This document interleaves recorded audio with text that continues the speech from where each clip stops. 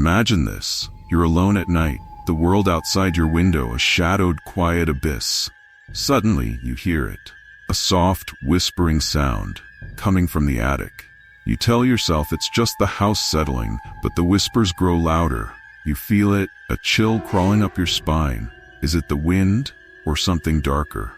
Tonight, we dive into the shadows of our own homes. Places that should feel safe, but sometimes hold terrifying secrets. In these true stories, we'll uncover what happens when strange whispers from the attic refuse to be ignored. Story 1. The Voice That Called My Name. Our first story comes from a young woman named Rachel, who moved into her new house with excitement, imagining late nights on the couch, cozy winters, and a future filled with warmth. What she didn't expect was that her happiness would be shattered by a voice, one that seemed intent on being heard. It started with her name, just a faint Rachel. On a quiet night, she brushed it off as her imagination. But when she heard it again, a week later, in the dead of night, it was unmistakable. Now, we've all heard weird sounds at night. Pipes, maybe your neighbor's lousy music choices. But a whisper calling your name? That's a nope for me. Every night, the voice grew louder. Soon, it was accompanied by faint, dragging footsteps from the attic. She tried to laugh it off with her friends. I've got a talkative ghost. But deep down, she knew this wasn't a joke. Finally, one stormy night, curiosity got the best of her.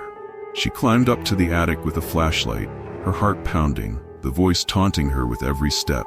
When she reached the top and looked around, she froze.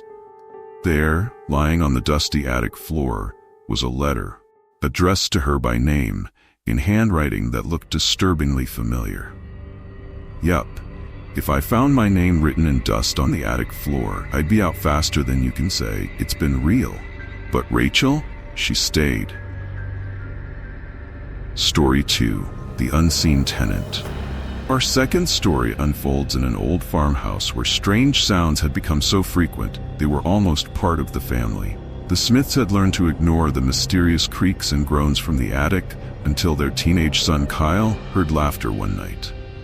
Imagine lying in bed, almost asleep, and then hearing laughter, faint, childlike, above you.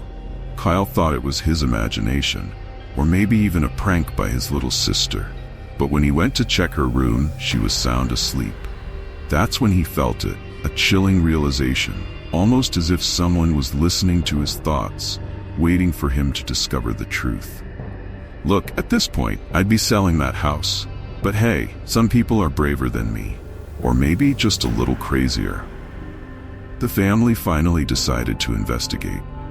They opened the attic hatch, only to be hit by an overwhelming stench.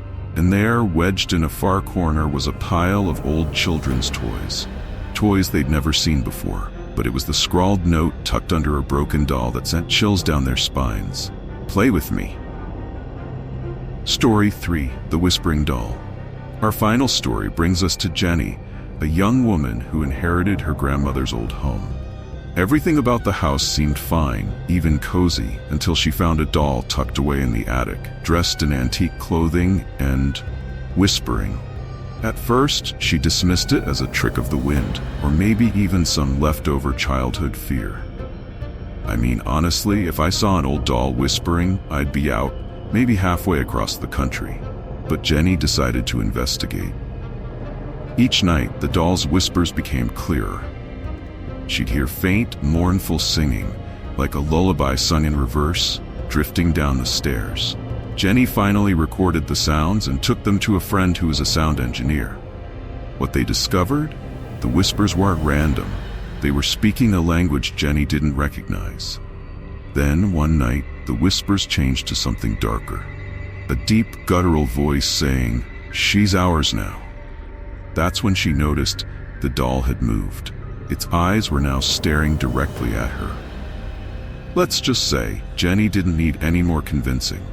That doll was out of her life before morning. So there you have it, a glimpse into the shadows that may lie just a few steps above you. Maybe tonight, if you listen closely, you might hear something too, a whisper, a faint call, or a forgotten toy.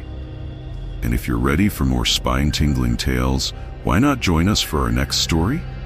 The chilling tale of Annabelle, the haunted doll. That one, I promise, will keep you up tonight.